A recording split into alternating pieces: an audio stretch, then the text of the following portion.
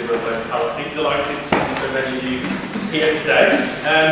It's quite an exciting day for us at Locality because this is our first public unveiling of our Keep It Local work. Some of you will know that we've been concentrating on this area for the last couple of years. Stems from our membership around the problems around commissioning, outsourcing, and we'll talk a bit about the problem. And I'm delighted to have moved that into today, which is developing public focus. Now, our next speaker is Afzal Hussain, and Afzal is the Chief Officer at Little Lodge Community Association, and a Locality member. They're a dynamic social enterprise and non-registered social landlord. And Afzal is here to launch the Locality West Midlands Consortia, which is a partnership of 7 community-led locality members in the region. And their innovative approach collaborates on services to keep it local in their neighbourhoods. So, the point about asset-based approach is really important. We know there are needs in our communities and in our neighbourhoods, but actually the opportunity is there as well. And I think this is again a common theme that we believe local people are part of that solution. And you get that triple dividend, and that is there are people, there are individuals who are supported better, the services cost less, and actually those individuals and communities contribute more. And that really goes to the heart of what we're about. The other thing just to say is, we talk about kind of outputs and all the rest of it. Actually, we are outcome focused. I think that was a very powerful testimony that we just heard. So we are in it for the long term. We are in our neighbourhoods. We have been in our neighbourhoods for very many years, and we know that that level of transformation and change takes time, and we are committed to that. So whatever the ratio may be, we are not going anywhere. We will be there to support our neighbourhoods and communities.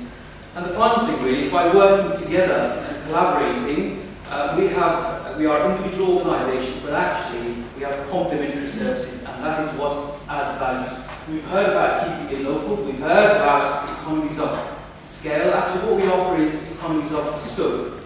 Thanks for that, Tom. And finally, our last guest is Councillor Rob Pocock from Birmingham City Council. Delighted that you've got a council here. As I was saying at the beginning, I think councils are so important in this agenda and making sure that councils are standing up for what's possible in terms of commissioning practice and driving the traditional local authority. So Rob was elected as a City Councillor for Sutton Basin Ward in 2012 and is a member of the Council's Devolution Overview Scrutiny Committee.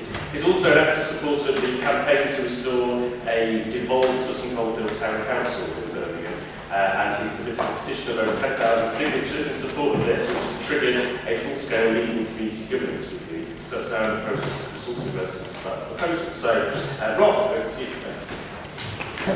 Birmingham, Britain's biggest single unitary authority, Europe's biggest single unitary authority, 1.1 million people living inside one city council. A city council that has a development plan anticipating it growing by another 250,000 people in the next 15 years. That's a city the size of Coventry, then added to this large monstrosity of a city. Officer structures of command and control are a really big issue for us. And the logic of centralised service management, centralised procurement, centralised command and control structures provides an incentive actually for officer structures. You can get promoted through it, and then you get to the top and get a lot of money.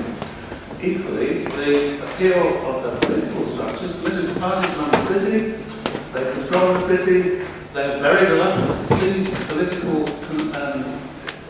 control to local areas, which might be run by another political party. This vested interest of centralised control is a very, very powerful force, mitigating against the logic of localism and the aspiration of many citizens of the city towards greater localism. So the context in which we find ourselves are new initiatives attempting to break through this barrier. And I think the point for discussion later, I think, is how do we address this issue? Logic has a certain leakage, but we need more than logic to get on top of this. And I think how this is pursued is a very powerful question. What Locality are doing here today, and plug for the pledge, by the way, I think is a very strong initiative attempting to break through this barrier of resistance. And I think we're all experimenting with different ways to do this, all recognising the need to do it.